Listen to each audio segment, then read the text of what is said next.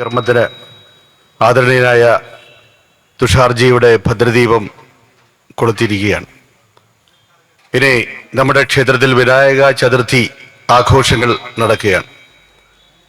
ഈ വിനായക ചതുർത്ഥിയോടനുബന്ധിച്ച് ഈ ഭദ്രദീപ പ്രകാശന വേളയിൽ നിങ്ങളുടെ മുമ്പാകെ ഗണേശ മാഹാത്മ്യത്തെക്കുറിച്ച് രണ്ടു വാക്ക് സംസാരിക്കണമെന്നുള്ള കണിച്ചുളങ്ങര ദേവസ്വത്തിൻ്റെ അഭ്യർത്ഥനയും മാനിച്ചാണ് നിങ്ങളുടെ മുമ്പാകെ ഞാൻ വന്നു നിൽക്കുന്നത്. അധിക നേരം ആൾക്കാരെ കുഷിപ്പിക്കുന്നില്ല, എന്നാലും അല്പനേരം കാര്യം പറഞ്ഞേ പറ്റുള്ളൂ. ഈശ്വരനിലേക്ക് അടുക്കണമെന്നുണ്ടെങ്കിൽ, ക്ഷേത്ര സന്നിധിയിലെ ഈശ്വര ചൈതന്യത്തിലേക്ക് അടുക്കണമെന്നുണ്ടെങ്കിൽ,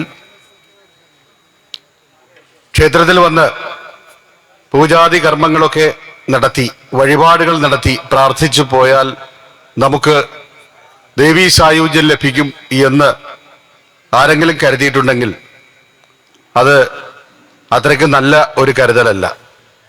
അത് മാത്രമല്ല, ഈശ്വര സാന്നിധ്യത്തിലേക്ക് നമ്മൾ അടുക്കുവാനുള്ള കാര്യങ്ങൾ, അതിന് ഭാരതീയർ 9 കാര്യങ്ങൾ നമ്മളെ പഠിപ്പിച്ചിട്ടുണ്ട്.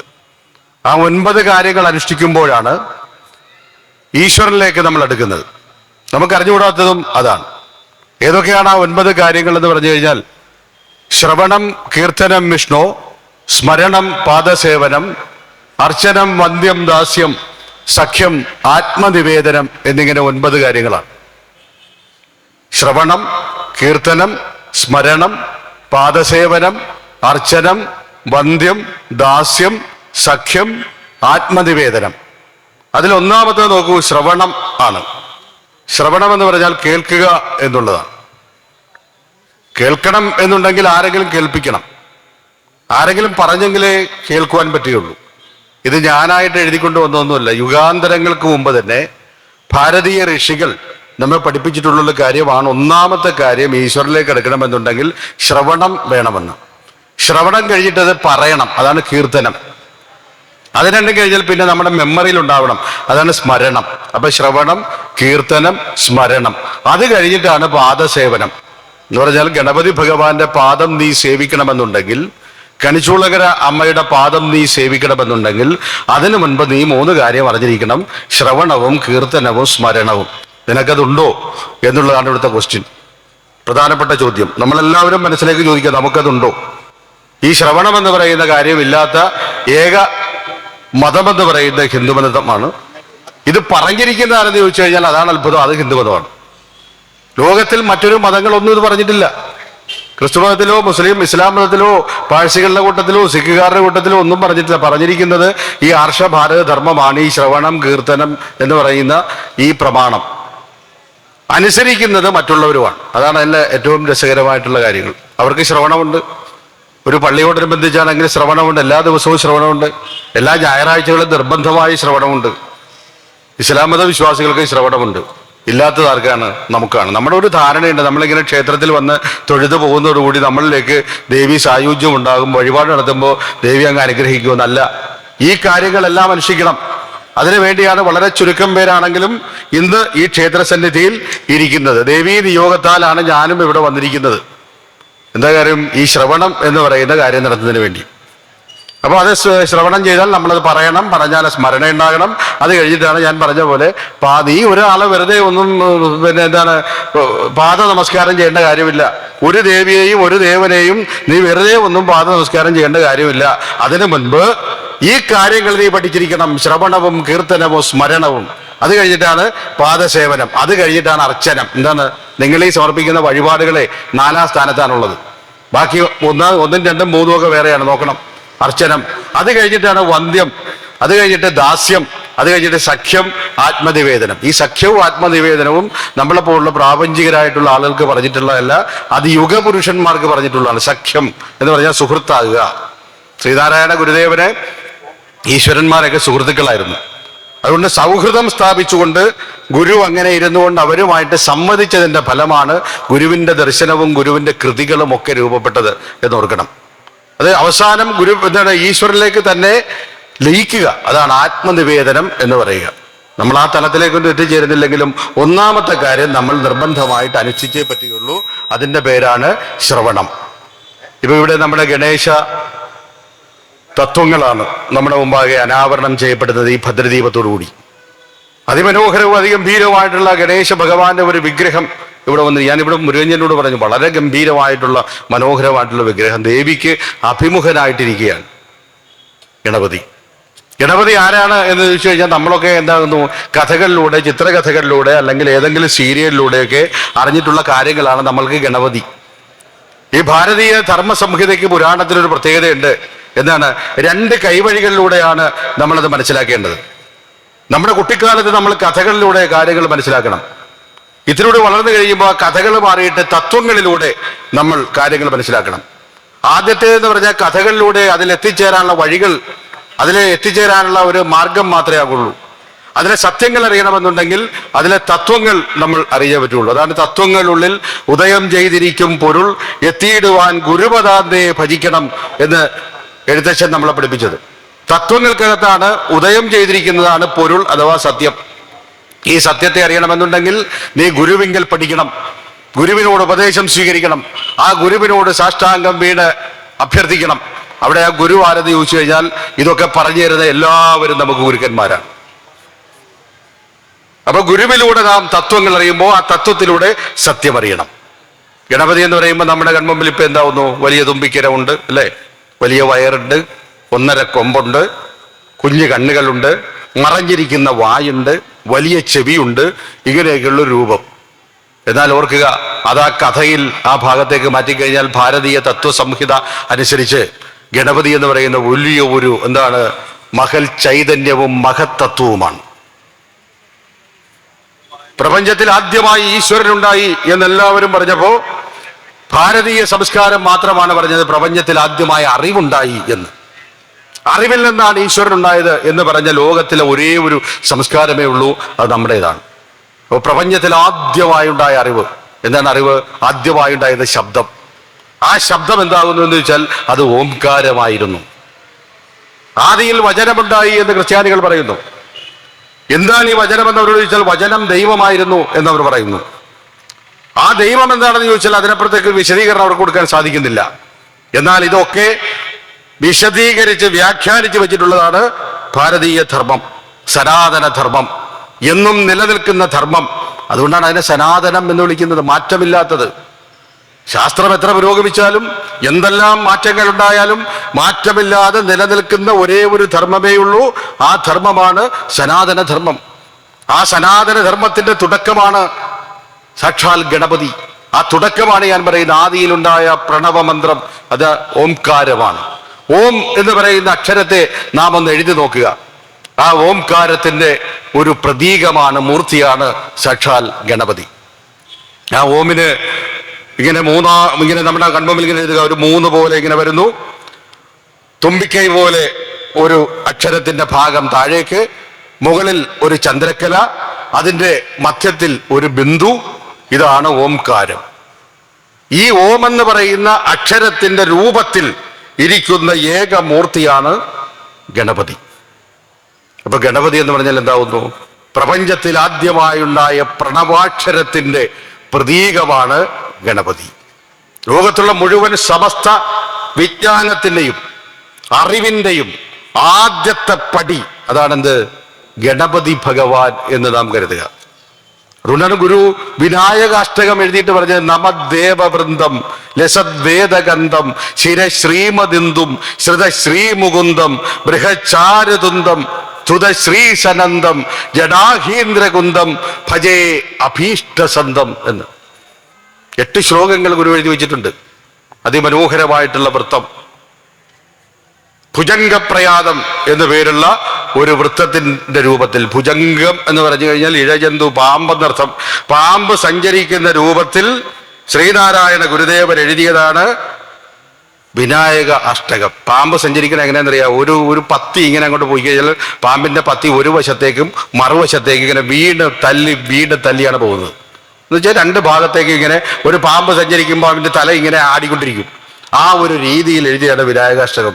ആ വിനായകാഷ്ടകം ആ രീതിയിൽ അത്രയ്ക്ക് മനോഹരം എഴുതാൻ കാരണം ഇത്രയ്ക്ക് ഗുരു ആരാധിച്ച മറ്റൊരു ശിവ എന്താകുന്നു തത്വമില്ലായിരുന്നു. ശിവന്റെ വിജ്ഞാനത്തിന്റെ മുഖമാണ് ഗുരുവിന് ഗണപതി.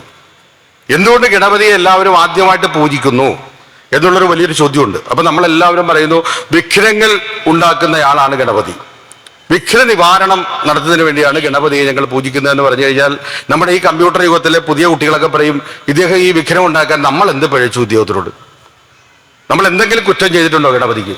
നമ്മുടെ വീട്ടിലൊരു കല്യാണമെങ്കിൽ നമ്മൾ ഗണപതിയെ പൂജിക്കുന്നു, വിവാഹത്തിന് മുമ്പ് ഗണപതിയെ പൂജിക്കുന്നു, പ്രവാസോലിക്ക് ഗണപതിയെ പൂജിക്കുന്നു, എല്ലാ നല്ല മംഗളകാര്യങ്ങൾക്കും ആദ്യം ഇദ്ദേഹത്തിന് കൊണ്ടുവന്ന് പൂജ അർപ്പിക്കുന്നു. കാര്യം ഇദ്ദേഹം വിഘ്നങ്ങൾ വരുത്തുവാനാണ് ഉള്ളത്. അങ്ങനെ വിഘ്നം വരുത്തുവാൻ ഇദ്ദേഹത്തിന് നമ്മൾ എന്ത് ദ്രോഹമാണ് ചെയ്തത് എന്ന് ചോദിച്ചാൽ നമുക്ക് ഉത്തരം കൊടുക്കണം. അവിടെയാണ് ഗുരു ഈ സത്യം പ്രചരിക്കുന്ന ഗണപതിയെ ആദ്യമായിട്ട് പൂജിക്കുന്ന ഗണപതി ഇങ്ങനെ വലിയ തടസ്സക്കാരനായിട്ടൊന്നുമല്ല, മറിച്ച് അതിനകത്തൊരു വലിയ തത്വമുണ്ട്. എന്താണ്? നമദേവവൃന്ദം, എല്ലാ ദേവന്മാരും, വൃന്ദം എന്ന് പറഞ്ഞാൽ കൂട്ടം, എല്ലാ ദേവന്മാരും പൂജിക്കുന്ന ഏകദേവൻ, അതാണ് ആര്? ഗണപതി. അതാണ് നമദേവവൃന്ദം. ഈ എല്ലാ ദേവന്മാരും ഗണപതിയെ പൂജിക്കാൻ കാരണമെന്ത്? അതിന്റെ ഉത്തരമാണ് രണ്ടാമത്തെ വരി, ലസത് വേദകന്ധം എന്ന് പറഞ്ഞാൽ എന്താണ്? സമസ്ത വേദങ്ങളുടെയും സമസ്ത അറിവിന്റെയും മൂലാധാരമായതുകൊണ്ട് എല്ലാ ദേവന്മാരും ആരെ പൂജിക്കുന്നു? ഗണപതിയെ പൂജിക്കുന്നു. കണ്ടോ? ലസത് വേദഗന്ധം നമദേവവൃന്ദം. എല്ലാ ദേവന്മാരും പൂജിക്കാൻ കാരണം മനോഹാരിതയല്ല, യോദ്ധാവായതുകൊണ്ടല്ല, പിന്നെ എന്താവുന്നു? എല്ലാ വേദങ്ങളുടെയും അറിവിന്റെ ആകത്തുകയായതുകൊണ്ട് ആ അറിവിന്റെ ദേവനെ, അറിവിനെ അവരാദ്യം പൂജിക്കുന്നു എന്നർത്ഥം. ഗുരുദേവൻ തന്നെ പറയുന്നുണ്ട് ത്രയീഭൂതപാത്രം. ഗണപതി പറയുന്ന ത്രയീഭൂതപാത്രം വെച്ചാൽ വേദങ്ങളിൽ മൂന്നെണ്ണത്തിന്റെ ആധാരം. ഗുരു ഇതൊക്കെ പഠിച്ചു വെച്ചിട്ടാണ് കേട്ടോ പറഞ്ഞു വെച്ചിരിക്കുന്നത്. വേദങ്ങൾ 4 ഋഗ്വേദം, യജുർവേദം, സാമവേദം, അഥർവവേദം. അതിൽ 3 അതിന്റെ ആധാരമാണ് ഗണപതി. അതാണ് ത്രയീഭൂതപാത്രം. ത്രയീ എന്ന് വെച്ചാൽ 3 പാത്രം അടിസ്ഥാനം. ഏതൊക്കെയാണ് 3? ഋഗ്വേദവും യജുർവേദവും സാമവേദവും മുഴുവനും എന്താകുന്നു? ഗണപതി ആകാരം കൊണ്ടിരിക്കുന്നു. അപ്പൊ ചോദ്യം, എന്തേ അഥർവവേദത്തിന്റെ ആളല്ലേ ഗണപതി? അല്ല. അഥർവം എന്ന് പറയുന്നത് ഈ പ്രപഞ്ചത്തിലുള്ള നെഗറ്റീവ് എനർജി ആകുന്ന പൈശാചിക ശക്തികളെ സംപ്രീതരാക്കുന്നതിന് വേണ്ടിയുള്ള ഏറ്റവും അവസാനത്തെ മാർഗം ഉൾക്കൊള്ളിച്ചിട്ടുള്ളതാണ് വേദങ്ങളിലെ അഥർവം. അതിന്റെ ആളല്ല ഗണപതി, മറിച്ച് സാത്വിക കർമ്മങ്ങളുടെ മുഴുവൻ ആകത്തുക. അതാണ് ഋഗ്വേദവും യജുർവേദവും സാമവേദവുമാകുന്ന വേദങ്ങളുടെ ഏറ്റവും മഹത്തത്വങ്ങളുടെ ആധാരമാണ് ഗണപതി. ആ ഗണപതിയെ ലോകം മുഴുവൻ നമിക്കുന്നു, സകല ദേവന്മാരും നമിക്കുന്നു. പിന്നെ എവിടെ നിന്നാണ് ഈ തടസ്സമുണ്ടായത്?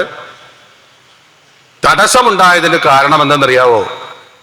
ഏറ്റവും അറിവുള്ള വ്യക്തിയെ മാറ്റി നിർത്തിയിട്ട്, ഏറ്റവും അറിവ് മുഴുവനും വിജ്ഞാനത്തിന് മുഴുവനും മാറ്റി നിർത്തിയിട്ട് ലോകത്ത് എന്ത് സംരംഭം തുടങ്ങിയാലും അത് പകുതിക്ക് വെച്ച് തകർന്നു പോകും. ഇത്രയേ ഉള്ളൂ കാര്യം. അവിടെയാണ് ഈ ഗണപതി എന്നുള്ള ആ മഹത്വത്വം വരുന്നത്. നമുക്കൊരു വീട് വെക്കണം, എൻ്റെ കയ്യിൽ പൈസയുണ്ട്, എനിക്ക് സ്ഥലമുണ്ട്, ഞാൻ ആരെയും നോക്കുന്നില്ല, എൻ്റെ ഇഷ്ടമനുസരിച്ച് ഞാൻ അങ്ങോട്ട് വീട് വെക്കാൻ തുടങ്ങിക്കഴിഞ്ഞാൽ എൻ്റെ കണക്കിനപ്പുറത്തേക്ക് പോകും. ഞാൻ കടം കീറി മുടിഞ്ഞ അവസാനം ഞാൻ പാപ്പരാകും, അവസാനം എനിക്ക് ആത്മഹത്യ ചെയ്യേണ്ടി വരും. അവിടെ ഞാൻ നോക്കേണ്ടതൊരു കാര്യം ഉണ്ടായിരുന്നു. എന്താണ്? എൻ്റെ കയ്യിലുള്ള പൈസയും എൻ്റെ സ്ഥലത്തിൻ്റെ കിടപ്പും അനുസരിച്ച് ഞാൻ വിദഗ്ധനായ ഒരു എഞ്ചിനീയറെ ചെന്ന് കാണണമായിരുന്നു. അദ്ദേഹം ചോദിക്കും, നിന്റെ കയ്യിൽ എത്ര കാശുണ്ട്? ഞാൻ വരട്ടെ, നിന്റെ സ്ഥലം ഒന്ന് കാണട്ടെ. ആ പൈസ അനുസരിച്ച്, സ്ഥലമനുസരിച്ച് എനിക്ക് അയാൾ വീട് വെച്ച് തരുമായിരുന്നു. ആ എഞ്ചിനീയർ എന്ന് പറയുന്നത് വിജ്ഞാനത്തിൻ്റെ, എൻ്റെ ആവശ്യത്തിലുള്ള വിജ്ഞാനത്തിൻ്റെ മുഖമാണ്. കാരണം ആ എഞ്ചിനീയർ എന്താകുന്നു? ഗണപതി എന്ന് പറയുന്ന ആ തത്വത്തിന്റെ ഒരു പ്രതീകമായി അവിടെ മാറുകയാണ്. അദ്ദേഹത്തോട് ഞാൻ ചെന്ന് ചോദിച്ചു, അപ്പോ ലോകത്തുള്ള എന്തൊക്കെ അറിവുകൾ ഉണ്ടാകുന്നുവോ ആ അറിവിനെയെല്ലാം, നമുക്കിപ്പോ വലിയ സംഘടനയുണ്ട്, ഇവിടെ ദേവസ്വമുണ്ട്, ഈ ദേവസ്വത്തിൽ ഒരാൾ ഒറ്റക്കല്ലല്ലോ കാര്യങ്ങൾ ചെയ്യുന്നത്. എന്താ ചെയ്യുന്നത്? ഇരുന്നും പരിചയവും പ്രവൃത്തി പരിചയവും ഉള്ള പഴക്കവുമുള്ള ആളുകളോടൊക്കെ ഉപദേശം സ്വീകരിച്ചിട്ടാണ് ഒരു കാര്യം ആരംഭിക്കുന്നത്. അതിനാണ് കമ്മിറ്റിയൊക്കെ ഉള്ളത്, അതിനാണ് അവരോട് ചോദിക്കുന്നത്, അഭിപ്രായങ്ങളൊക്കെ ചോദിക്കുന്നത്. ഇങ്ങനെയുള്ള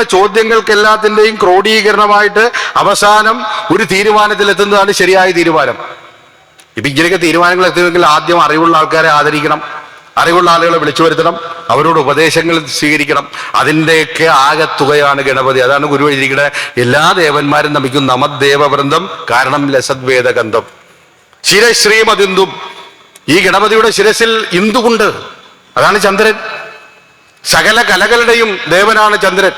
ഈ സകല കലകളും വന്ന് മുകളിലിരിക്കാൻ കാരണം എന്താ? അറിവ് താഴെ അടിസ്ഥാനമായിട്ട് നിന്നിട്ടാ. അറിവെന്ന് പറയുന്ന ബേസിക് അടിത്തറയുടെ മുകളിൽ ആറിയേറിയിരിക്കുന്നു. ചന്ദ്രൻ എന്ന് പറയുന്ന കലാകാരന്റെ മുകളിൽ കയറിയിരിക്കുക. അതാണ് നമദ്ദേവവൃന്ദം ലസദ്വേദഗന്ധം ശിരശ്രീമതിന്ദും. അടുത്ത വരി നോക്കൂ, ശ്രുതശ്രീ മുകുന്ദം. മുകുന്ദൻ എന്ന് പറഞ്ഞാൽ മഹാവിഷ്ണുവാണ്. ഈ മഹാവിഷ്ണു പത്നീസമേതനായി വന്ന് ഗണപതിയെ ആശ്രയിച്ചു നിൽക്കുന്നു എന്നെഴുതി ആ യുഗപുരുഷൻ. ഭാരതത്തിൽ ആരും ഇങ്ങനെ എഴുതി വെച്ചിട്ടില്ല ഗണപതിയെ കുറിച്ച്. ഈ വിനായകാഷ്ടകം ശരിക്കും പറഞ്ഞു കഴിഞ്ഞാൽ ഭാരതമെമ്പാടും ചർച്ച ചെയ്യേണ്ട ഒരു കൃതിയാണ്. ഗണപതി പൂജ നമ്മളിലൊന്നും അല്ല നടത്തുന്നത്. ഞാൻ പോയിട്ടുണ്ട് ബോംബെയിലൊക്കെ എന്ന് പറയുന്നത്. ഞാൻ ഒരിക്കൽ ചെല്ലുമ്പോൾ അവിടെ എന്താണ്, ദിവസങ്ങളോളം അവധിയാണ് ഈ വിനായക ചതുർത്ഥിക്ക്. എന്ത് ഗംഭീരമായിട്ട് അവസാനം എണ്ണിയാലൊടുങ്ങാത്ത ഭഗവത് വിഗ്രഹങ്ങൾ കൊണ്ടുവന്ന് ബോംബെ കടൽ തീരത്ത് കടലിൽ അവർ നിമജ്ജനം ചെയ്യും. ജാതിമത വർഗ വർണ്ണ ഭേദമെന്നനുസരിച്ച് ആ നഗരവാസികൾ ആനന്ദത്തിൽ ആറാടും. പക്ഷെ അവർക്കും ഈ തത്വം അറിഞ്ഞില്ല. കാര്യം എന്താ? അവർക്കൊരു ഗുരുദേവനില്ലായിരുന്നു. നമുക്കിവിടെ ഒരു ഗുരുദേവനുണ്ട്. ആ ഗുരുവാണ് തത്വം പഠിപ്പിച്ചിരിക്കുന്നത്. ഗണപതിയെ ആശ്രയിച്ചു നിൽക്കുകയാണെന്നേ മഹാവിഷ്ണുവും മഹാലക്ഷ്മിയും. മഹാവിഷ്ണു ആരാണെന്ന് നോക്കുക, ദേവന്മാരുടെ കൂട്ടത്തിൽ ഏറ്റവും പുരുഷോത്തമനായ ദേവൻ, ഏറ്റവും അങ്ങേ അറ്റത്തിരിക്കുന്ന ആള്, 10 അവതാരമൊക്കെ ചെയ്തിട്ടുള്ള മഹാദേവൻ. ആ ദേവദേവൻ പോലും ആശ്രയിച്ചു വന്ന് നിൽക്കുകയാണ് ആരെ? ഗണപതിയെ. എന്താ കാര്യം? ആ ഗണപതി അറിവിന്റെ ദേവനായതുകൊണ്ട്, സകല വേദങ്ങളുടെയും മൂലാധാരമായതുകൊണ്ട്, ദേവന്മാരിൽ ഏറ്റവും അഗ്രിമസ്ഥാനത്തുള്ള മഹാവിഷ്ണു വന്ന് തൊഴുതു നിൽക്കുന്നു. അതോടൊപ്പം ഒരാളും കൂടി വന്ന് തൊഴുതു നിൽക്കുകയാണ്, ശ്രീ. വെറുതെ അല്ല ഗുരു എഴുതി വെച്ചിരിക്കണം, മുകുന്ദം മാത്രമല്ല വന്ന് തൊഴുതു നിൽക്കുന്നത്, ശ്രുതശ്രീ. ശ്രീ എന്ന് പറഞ്ഞാൽ ഐശ്വര്യം. അപ്പൊ ഇതിൽ ഈ തത്വത്തിൽ എന്തൊരു കാര്യം പിടികിട്ടുന്നു? അറിവിന്റെ ദേവന്റെ മുമ്പിൽ ഐശ്വര്യവും ദേവനും വന്ന് നമിക്കുന്നു എന്ന് പറഞ്ഞാൽ അറിവിനെയാണ് അവിടെ നമിക്കുന്നത്. അറിവുള്ള ഏതൊരു വ്യക്തിയുടെയും അരികിലേക്ക് ഐശ്വര്യം താനേ കടന്നു വരും, ഈശ്വരീയത താനേ കടന്നു വരും. അറിവ് അവിടെ ഉണ്ടാകണം എന്ന് മാത്രം. കണ്ടു, അതാണ് ശ്രുതശ്രീ മുകുന്ദം. ബൃഹച്ചാരുതുന്തം, വളരെ മനോഹരമായിട്ടുള്ള തുമ്പിക്കൈ അല്ലെങ്കിൽ വളരെ മനോഹരമായിട്ടുള്ള ഒരു വയറ് ഉണ്ട്. ബൃഹച്ചാരുതുന്തം. സ്തുതശ്രീ സനന്ദം, അങ്ങനെ ഒരു വാക്ക് പ്രത്യേകം എഴുതി വെച്ചു. സനന്ദം. ആരെ സനന്ദൻ? ബ്രഹ്മദേവന്റെ മാനസപുത്രന്മാരായിട്ടുള്ള മഹർഷീശ്വരന്മാർ സനന്ദൻ, സനത്കുമാരൻ, സനാതനൻ മുതലായവർ. ഇവർക്കൊരു പ്രത്യേകത ഉണ്ടായിരുന്നു. ഇവര് ലോകത്ത് സൃഷ്ടികർത്താവായ ബ്രഹ്മദേവനെ മാത്രമേ വന്ദിക്കുകയുള്ളൂ. വേറെ ആരെയാണ് വന്ദിക്കുന്നത് അവർക്കിഷ്ടമല്ല. പക്ഷെ അവർ പോലും വന്ദിച്ച് സ്തുതിച്ചു നിൽക്കുന്നു ആരുടെ മുമ്പിൽ? ഗണപതിയുടെ മുമ്പിൽ. കണ്ടോ, അവരും വന്ന് നമിച്ചു നിൽക്കുന്നത് അറിവാകാരം കൊണ്ട് നിൽക്കുന്ന ഗണപതിയുടെ മുമ്പിലാണ്. വസ്തുത ശ്രീ സനന്ദം. ജഡാഹീന്ദ്രകുന്തം, ഗണപതിയുടെ ജടയിൽ പാമ്പുണ്ട്. അഹി. അഹി എന്ന് പറഞ്ഞാൽ പാമ്പാണ്. ഈ പാമ്പെന്ന് പറഞ്ഞാൽ സകല കാമത്തിന്റെയും ക്രോധത്തിന്റെയും പ്രതീകമാണ്. അതിനെ എടുത്ത് സ്വന്തം ശിരസിൽ വരിഞ്ഞു കെട്ടി അവിടെ വെച്ചിരിക്കുകയാണ്. എന്താണ്? ഈ അറിവെന്ന് പറയുന്ന ആകാരമൂർത്തി. ജഡാഹീന്ദ്രകുന്തം. പിന്നെ അവസാനം ഭജേ അഭീഷ്ടസന്തം, എൻ്റെ എല്ലാ അഭീഷ്ടങ്ങളും തീർത്തു തരുന്നയാളാണ് ഈ ഗണപതി എന്ന് പറഞ്ഞുകൊണ്ടാണ് വിനായക അഷ്ടകം തുടങ്ങുന്നത് തന്നെ.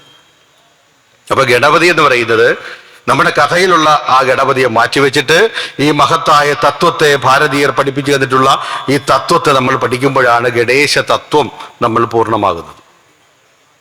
അഴകൊടു ഭാരത യുദ്ധം അദ്രിയന്മേൽ മുഴുചവിയൻ മുറികൊമ്പു കൊണ്ടു മുന്നം എഴുതി നിറച്ചെളിയോർക്കിണങ്ങി നിൽക്കും മുഴുമുതലാകിയ മൂർത്തി കാത്തുകൊള്ളുക എന്ന് ശിവശതകം എഴുതാൻ തുടങ്ങുമ്പോൾ ശിവനെയല്ല പ്രാർത്ഥിച്ചത് ഗുരു, പകരം ആരാണ്? ഗണപതിയാ. ശിവശതകം എന്ന് പറയുന്നത് 100 ശ്ലോകങ്ങൾ ശിവനെക്കുറിച്ച് താൻ ഏറ്റവും അധികം ആരാധിക്കുന്ന, പ്രണയിക്കുന്ന, അടിമയെപ്പോലെ താൻ നിന്നുകൊണ്ട് സേവിക്കുന്ന ആ മൂർത്തിയെക്കുറിച്ച് മനോഹരമായിട്ടുള്ള 100 ശ്ലോകങ്ങൾ എഴുതുവാൻ ഗുരു തയ്യാറെടുത്തപ്പോൾ ഗുരു ആദ്യം പ്രകീർത്തിച്ചതും വന്ദിച്ചതും ഗണപതിയാണ്. അതാണ് ആ തുടക്കം. അഴകൊടു ഭാരത യുദ്ധം അദ്രിയന്മേൽ മുഴുചെവിയൻ മുറികൊമ്പുകൊണ്ടു മുന്നം എഴുതി നിറച്ച് എളിയോർക്കിണങ്ങി നിൽക്കും മുഴുമുതലാകിയ മൂർത്തി കാത്തുകൊള്ളുക. എന്നിട്ടാണ് ബാക്കി തുടങ്ങുന്നത്. എന്താണ് അതിന്റെ അർത്ഥം അറിയാവോ? അഴകോട് മനോഹരമായിട്ട് ഭംഗിയോടുകൂടി മഹാഭാരത യുദ്ധകഥ എഴുതിയ മഹാസാഹിത്യകാര, നിന്റെ മുമ്പിൽ ഞാനൊന്ന് നമിച്ചോട്ടെ എന്തോ. ലോകത്തിലെ ആദ്യത്തെ സാഹിത്യകാരൻ. മഹാഭാരതം എന്ന് പറയുന്നത് വേദവ്യാസൻ ജീവിതകഥ. ഈ ആത്മകഥ എഴുതുന്നതിന് വ്യാസന് തന്നെ ഒരു ആത്മവിശ്വാസം പോരാ. ആത്മകഥ എഴുതാൻ ആത്മവിശ്വാസം പോരാത്ത ആ യതീന്ദ്രൻ ചെന്ന് എന്താണ് വീണത് ഈ അറിവിന്റെ മുമ്പിലാണ്. ഈ അറിവിന്റെ ജ്ഞാനനിധിയായ ഗണപതിയുടെ മുമ്പിൽ വീണ് നമസ്കരിച്ചിട്ട് പറഞ്ഞു, ഹേ ഗണേശ്വര, ഗണനായക, അങ്ങല്ലാതെ മറ്റാർക്കും എൻ്റെ ഈ ആത്മകഥ എഴുതുവാനാവില്ല. അതുകൊണ്ട് അങ്ങേക്ക് മുമ്പിൽ ഞാൻ സമർപ്പിക്കുകയാണ്. ആ അഴകൊണ്ടു അങ്ങനെ മഹാഭാരത യുദ്ധകഥ എഴുതി. അതാണ് അഴകൊണ്ടു ഭാരത യുദ്ധം എവിടെ എഴുതി വെച്ചു? ഗുരു പറയാണ്, അദ്രിയന്മേൽ. ഉണ്ടോ എഴുതിയ സ്ഥലം? അദ്രി എന്ന് പറഞ്ഞാൽ എന്താ? പർവ്വതം. ഏത് പർവ്വതം? മഹാമേരു എന്ന് പറയുന്ന പർവ്വതത്തിന്റെ ഭിത്തിയിലാണ് ഇത് എഴുതി വെച്ചത്. എന്തുകൊണ്ട് എഴുതി? മുറികൊമ്പ് കൊണ്ടു മുന്നം. ഇതൊന്നും ആരും പറഞ്ഞു കൊടുത്തത്, ഗുരുവാണ് ഇതൊക്കെ വിശദീകരിച്ചു കൊടുത്തത്. ഒരു കൊമ്പ് മുറിഞ്ഞത് കയ്യിലുണ്ടായിരുന്നു. എങ്ങനെ കൊമ്പ് മുറിഞ്ഞത്? നമ്മുടെ ചിത്രകഥകളിലൊക്കെ പറഞ്ഞിട്ടുള്ളത് ഗണപതിയും സുബ്രഹ്മണ്യനും കൂടി പഴത്തിലിടി വീണ് അങ്ങനെ കൊമ്പ് മുറിഞ്ഞു എന്നൊക്കെയാണ് കഥ. അങ്ങനെയൊന്നുമില്ല. ഈ കൊമ്പ് മുറിഞ്ഞതൊക്കെ എന്ന് പറയുന്നത് അതൊക്കെ ഓരോരോ കാലഘട്ടത്തിൽ ആളുകൾ ഗണപതിയുടെ വൈശിഷ്ട്യം വ്യക്തമാക്കുന്നതിന് വേണ്ടി ഉണ്ടാക്കപ്പെട്ട കഥകളുണ്ട്. അതിലേറ്റവും പ്രചാരം ലഭിച്ചിരിക്കുന്നത് ഈ ഗണപതിയുടെ ഒരിക്കൽ ഭാർഗവരാമൻ വന്നു, സാക്ഷാൽ പരശുരാമൻ. അതാണ് ശരിയായിട്ടുള്ള വസ്തുത. എവിടെ വന്നു? കൈലാസപർവ്വതത്തിൽ അന്തഃപുരത്തിൽ വിശ്രമിച്ചുകൊണ്ടിരിക്കുന്ന ശിവപാർവതിമാരുടെ അന്തഃപുരത്തിന് കാവൽ നിന്നു മക്കളായ സുബ്രഹ്മണ്യനും ഗണപതിയും. അതും വലിയൊരു തത്വമാണ്. കാര്യം ഈ പ്രപഞ്ചമാണ് ആര്? ശിവനും പാർവതി എന്ന് പറയുന്ന പ്രപഞ്ചമാണ്. ആ പ്രപഞ്ചത്തിന് കാവൽ നിൽക്കുന്ന രണ്ടറിവിന്റെ നിധികളായ രണ്ടാൾക്കാരാണ്. ഒന്ന് ജ്യോതിശാസ്ത്ര പണ്ഡിതനായ വേദാന്തത്തിന്റെ പൊരുളായ സുബ്രഹ്മണ്യൻ, മറ്റൊന്ന് ഈ സകല അറിവുകളും സ്വായത്തമാക്കിയ ഗണപതി. അപ്പൊ ഈ പ്രപഞ്ചത്തെ താങ്ങി നിർത്തുന്നതും പ്രപഞ്ചത്തിന് കാവൽ നിൽക്കുന്നതും അറിവിന്റെ രണ്ട് പ്രതിരൂപങ്ങളാണ് എന്നുള്ളതാണ് അതിൻ്റെ അകത്തെ സത്യവും തത്വവും. ശിവപാർവതിമാരെന്ന് പറയുന്നത് പ്രകൃതി പുരുഷ സമ്മേളനമാണ്. പ്രകൃതിയാണ് ദേവി. അതുകൊണ്ടാണ് മീനായതും ഭവതി മാനായതും ജനനി നീ നാഗവും നഖഗം താനായതും ധര നദീ നാരിയും നരനും ആ നാഗവും നരകവും എന്നൊക്കെ ഗുരുദേവൻ എഴുതി വെച്ചത്. എൻ്റെ കൺമുമ്പിലൂടെ വെള്ളത്തിൽ പോകുന്ന മീനും മാനും എല്ലാം അമ്മേ നീ തന്നെയാണ് എന്ന് പറഞ്ഞ ഈ പ്രപഞ്ചം തന്നെയാണ്. ആ പ്രപഞ്ചത്തിന് കരുത്ത് പകരുന്ന പുരുഷ ശക്തിയാണ് ശിവൻ. ആ ശിവന്റെ അന്തഃപുരത്തിൽ അവരിയ്ക്കുമ്പോൾ പരശുരാമൻ ചെല്ലും. ഈ പരശുരാമൻ എന്താണെന്നറിയാവോ? പരശുരാമൻ അഹങ്കാരത്തിന്റെ പ്രതീകമാണ്. അവിടെ കൈലാസപർവ്വതകൾ ചവിട്ടിക്കെട്ടി ചെല്ലുമ്പോ സാധാരണ ചെല്ലുന്നവരെയൊക്കെ ഭൂതഗണങ്ങൾ തടയും. പക്ഷെ ഈ മനുഷ്യനെ ഭൂതഗണങ്ങൾ തടയുന്നില്ല. വരജട വിവിധാക്ഷപാല മാന്തോൽ മരവുരി സർവശരീര ഭസ്മലേപം ഒക്കെ ധരിച്ച് ചെല്ലുന്ന ഈ മനുഷ്യൻ മതവൃഷഗതിയാം അവന്റെ ഓരോ പദതല വിന്യസത്തിലും വിളങ്ങി ശതഭിജനത, കൃത്യനിഷ്ഠ, ധൈര്യം, ഹൃദയ സമുന്നതി, ശൗര്യം. ഇതൊക്കെ ഈ നമ്മളെ മനുഷ്യൻ എന്ന് പറയുന്ന അഹങ്കാരത്തിന്റെ പ്രതീകമാണ്. ചെല്ലുകയല്ലേ പരശുരാമൻ? ചെല്ലുന്നത് എങ്ങനെയാണ്? വരജട വിവിധാക്ഷമാല മാന്തോൽ മരവുരി സർവശരീര ഭസ്മലേപം. വരജടയുണ്ട്, ശ്രേഷ്ഠമായ ജടയുണ്ട്, വിവിധാക്ഷമാല അനവധി രുദ്രാക്ഷമാലകൾ, ഇതെല്ലാം ധരിച്ചുകൊണ്ട് കൈലാസപർവ്വതത്തിന്റെ പടിക്കെട്ടുകൾ ഓരോന്നായി ചവിട്ടി മുകളിലേക്ക് പോകുന്ന പരശുരാമനെ കണ്ട് ഇരുവശവും ഇരിക്കുവോർ എഴുന്നേറ്റു. വള്ളത്തോൾ ഗംഭീരമായിട്ട് പറഞ്ഞു ചോദിച്ചിരിക്കുക. ഇരുവശവും ഇരിക്കുവോർ എഴുന്നേറ്റു, തെരുതര അധ്വകർ ദൂരെ മാറി നിന്നു വേഗാൽ. എല്ലാവരും തൊഴുതുകൊണ്ട് മാറി നിന്നു ഈ മനുഷ്യന്റെ വരവിനെ. അവസാനം അന്തഃപുര വാതിക്കൽ വന്നു, അകത്തേക്ക് കടന്നു പോവുകയാണ്. അകത്തേക്ക് കടന്നു പോകുമ്പോൾ ഗണപതിയും സുബ്രഹ്മണ്യനും അവിടെ കാവലുണ്ട്. അവരോടൊന്നും ഒരക്ഷരം മിണ്ടാതെ ഒരു പുച്ഛച്ചിരിയോടുകൂടി ഈ മനുഷ്യനകത്തേക്ക് കടന്നു പോയപ്പോ അവർ തടഞ്ഞുകൊണ്ട് ചോദിച്ചു, ഏകാന്ത സീംനി മരുവും ഗുരുതന്റെ അടുക്കൽ പോകാവതോ സഹജ സമ്മതി കിട്ടിടാതെ. എന്തിനാണ് അങ്ങ് ധൃതിച്ചു പോകുന്നത്? അച്ഛൻ അകത്തിരിക്കുക. ആദ്യം പറയുന്ന ഗണപതിയാ. കാര്യം എന്താ? ഈ അറിവെന്ന് പറയുന്ന രൂപം എപ്പോഴും അഹങ്കാരത്തിനെ തടയും. സുബ്രഹ്മണ്യനല്ല തടഞ്ഞത്, ആദ്യം ഗണപതിയാണ് തടഞ്ഞത്. എഴുന്നേറ്റ് അങ്ങ് എവിടെ പോകുന്നു? അപ്പോൾ എനിക്ക് എൻ്റെ ഗുരുവിനെ കാണണം. ഓഹോ, അപ്പോ ഗുരു അകത്തിരിക്കുകയാണ്. അതുകൊണ്ട് ധൃതിയില്ല, അവിടെ ഇരിക്കൂ. എന്തിത്ര വെമ്പൽ? ഗണപതി ചോദിക്കുന്ന രംഗം, എന്തിത്ര വെമ്പലിഹ നിൽക്ക താതൻ അന്തപ്പുരേ കിമപി വിശ്രമമേൽക്കയത്രേ. എന്തിനാണ് ഇത്ര വെമ്പൽ? അച്ഛനകത്ത് ഇച്ചിരി നേരം വിശ്രമിക്കുകയാണ്. ചന്തത്തിലേവ മുര ചെയ്തു ഗണേശനപ്പോൾ തൻ തമ്പിയായി കരുതുമാ ദ്വിജനെ തടഞ്ഞു. തന്റെ സഹോദര തുല്യനായ ബ്രാഹ്മണ ശ്രേഷ്ഠനെ ഗണപതി തടഞ്ഞു നിർത്തുകയാണ്. എന്താണ് ഇത്ര വെമ്പൽ? ഈ അഹങ്കാരത്തിനൊരു പ്രത്യേകതയുണ്ട്. ഭയങ്കര വെമ്പലായിരിക്കും. എല്ലാ കാര്യവും പെട്ടെന്ന് ചെയ്യണമെന്നുള്ളൊരു ചിന്തയുണ്ട്. പക്ഷെ അറിവ് അവിടെ എപ്പോഴും നമ്മളെ പിന്നോട്ട് പിടിക്കും. എന്നിട്ട് പറയും, ഇത്തിരി സാവകാശം ചിന്തിച്ച് ഒരു കാര്യത്തിലേക്ക് ചെന്നാൽ മതിയടാ എന്ന് പറയുന്ന അറിവാണ്. ആ അറിവാണ് അവിടെ തടഞ്ഞിട്ട് പറയും, എന്തിത്ര വെമ്പൽ, അച്ഛൻ അന്തപ്പുരയെ കിമപി വിശ്രമ മേൽക്കയത്രയും.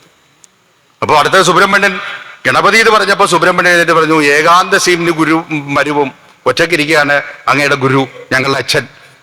ആ ഗുരുവിൻ്റെ അടുക്കൽ പോകാവതോ സഹജ സമ്മതി കിട്ടിടാതെ. അച്ഛന് അനുവാദമില്ലാതെ അകത്തേക്ക് പോകുന്നത് ശരിയാണോ? അങ്ങ് തന്നെ ഒന്ന് ആലോചിക്കുക. ഇവിടെ ഗണപതിയുടെയും പിന്നെ സുബ്രഹ്മണ്യന്റെയും മുമ്പിൽ ഈ അഹങ്കാരത്തിന്റെ പ്രതിരൂപമായ പരശുരാമൻ അവിടെ അടുത്ത ഒരു തത്വം പറയുകയാണ്. എന്താ പറഞ്ഞെന്നറിയാവോ? എല്ലായ്പ്പോഴും പ്രണത ശിഷ്യനു ദേശികങ്കൽ ചെല്ലാം സ്ഥലം സമയം എന്നിവ നോക്കിയിടേണ്ട. അദ്ദേഹം എൻ്റെ ഗുരു, ഞാൻ അദ്ദേഹത്തിന്റെ പ്രിയപ്പെട്ട ശിഷ്യൻ. ആ ശിഷ്യന് എപ്പോഴും ഗുരുവിൻ്റെ അടുക്കൽ ചെല്ലാം സ്ഥലം സമയം എന്നിവ നോക്കിയിടേണ്ട. വല്ലായിക പാഴ്തൊഴിലെന്ന് നടന്നു വിപ്രൻ. നിങ്ങൾ ഈ പാഴ്തൊഴിൽ, ഈ പരിപാടി നിർത്തുക എന്ന് പറഞ്ഞ അകത്തേക്ക് കഴിഞ്ഞപ്പോ അന്നേരം അറിവ് എഴുന്നേറ്റു, ഗണപതി എഴുന്നേറ്റു. എന്നിട്ട് എന്ത് ചെയ്തു?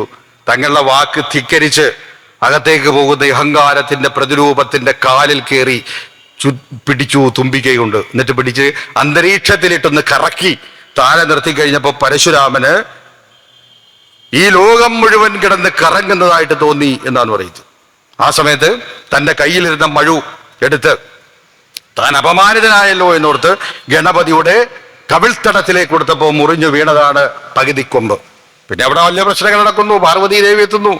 ദേവി കോപാക്രാന്തയായി എത്തുന്നു. പരശുരാമന്റെ മുമ്പിൽ എന്താണ് ദേവി തന്റെ ശക്തിയും ശക്തി ദുർഗമായി നിലകൊള്ളുമ്പോ എന്ത് ചെയ്യണമെന്നറിയാതെ നിൽക്കുന്ന പരമശിവന്റെ മുമ്പിലേക്ക് മഹാവിഷ്ണുവും എന്താണ് ദേവന്മാരെല്ലാവരും എത്തിച്ചേർന്ന് അവിടെ ഒരു സമാധാന സന്ധി ഉണ്ടാക്കുകയും ആ 1.5 കൊമ്പിൽ അരക്കൊമ്പെടുത്ത് ഗണപതിയുടെ കയ്യിൽ വെച്ചു കൊടുത്തിട്ട് മഹാവിഷ്ണുവാണ് പറയുന്നത്, ഈ കൊമ്പ് ഇത് വിജ്ഞാന നിധിയാണ്. ഇത് പരശുരാമനും ഈ വന്നതുമെല്ലാം യാദൃശ്ചികങ്ങളായ സംഭവങ്ങളാണെങ്കിലും എല്ലാം നല്ല നിമിത്തങ്ങളാണ്. എൻ്റെ കയ്യിലിരുന്നോട്ടെ ഇത്. ഇതുകൊണ്ട് നീ ചരിത്രം രചിക്കും, നിന്നെ വാഴ്ത്തും ലോകം. അതുകൊണ്ട് ഇത് കയ്യിലിരുന്നോട്ടെ. ആ അരക്കൊമ്പ് കൊണ്ട് എന്തെഴുതുകയാണ്? മഹാഭാരതം എന്ന് പറയുന്ന മഹാ ഇതിഹാസം എഴുതുകയാണ് ആര്? ഗണപതി. ഇതൊക്കെ നമ്മൾ പഠിക്കുമ്പോഴാണ് നമ്മൾ ഓർക്കുന്നത്, ദൈവമേ എത്ര വിജ്ഞാനം, എത്ര ഗംഭീരമാണ് നമ്മുടെ ഈ സംസ്കാരമെന്ന്. അപ്പൊ മഹാമേരു എന്ന് പറയുന്ന പർവ്വതത്തിൽ ആദ്യമായിട്ടൊരു ശിലാലിഖിതം പോലെ, നമ്മുടെ ഈ ഉദ്ഘാടന ഫലകങ്ങൾ പോലെ ശിലാലിഖിതം പോലെ എഴുതി വെക്കുകയാണ് മഹാഭാരത കഥ. അതാണ് മഹാമേരുവിൽ അഴകൊടു ഭാരതയുദ്ധം അദ്രിയന്മേൽ മുഴുചെവിയൻ. ഈ മുഴുചെവി എന്ന് പറയുമ്പോൾ ഗണപതിയുടെ ആനച്ചെവിയാണ് നമ്മുടെ അടുക്കിലേക്ക് വരുന്നത്. ഈ ആനച്ചെവി എന്ന് പറയുന്ന വലിയൊരു കേൾവിക്കാരനാണ് എന്നുള്ളതിൻ്റെ തത്വമാണ് ഈ ചെവി. ഗണപതിയുടെ കണ്ണുകൾ വളരെ ചെറുതാണ്, രൂപത്തിനേക്കാളും ചെറുതാണ് കണ്ണുകൾ. എന്തുകൊണ്ട് ചെറുതാണ് കണ്ണുകളാകുന്നത്? സൂക്ഷ്മ നിരീക്ഷണമാണ് ആ കണ്ണുകളുടെ പ്രതീകം. സൂക്ഷ്മ നിരീക്ഷണം, അതാണ് ആ ചെറിയ കണ്ണുകൾ. തുമ്പിക്കൈ അത് കഠിനാധ്വാനത്തിന്റെ പ്രതീകമാണ്. ചെവി വലിയൊരു കേൾവിയുടെ പ്രതീകമാണ്. വയറ് എന്ന് പറയുന്നത് എല്ലാത്തിനെയും എല്ലാ ആശയങ്ങളെയും ഉൾക്കൊള്ളാനുള്ള ശേഷി, അതാണ് വയറ്. ഇതെല്ലാം എന്താകുന്നു? പ്രപഞ്ചത്തിലെ മഹാതത്വങ്ങളാണ്. ആ തത്വങ്ങളുടെ മുമ്പിലുള്ള പൂജയാണ് യഥാർത്ഥത്തിലുള്ള ഗണപതി പൂജ. ഇതാണ് യുക്തിയും. ഇവിടെയാണ് നമ്മൾ ഭാരതീയ ധർമ്മത്തിന്റെ മുമ്പിൽ നമസ്കരിക്കുന്നത്. അവിടെയാണ് ഗണപതി ഗുരുദേവനെ പറഞ്ഞ പോലെ എന്താ ആ യുദ്ധം അദ്രിയന്മേൽ മുഴുചെവിയൻ മുറികൊമ്പുമുണ്ട് എന്ന് എന്തുകൊണ്ട് എഴുതി നിറച്ച് എളിയോർക്ക്, സാധാരണക്കാർക്ക് വേണ്ടി എന്ത് ചെയ്തു? എഴുതി വെച്ചു ഈ മൂർത്തി. സാധാരണക്കാർക്ക് വേണ്ടി മഹാഭാരതം എന്ന് പറയുന്ന മഹാ ഇതിഹാസം സാധാരണക്കാർക്ക് വേണ്ടി എഴുതി നിറച്ചു വെച്ച ഗണപതി.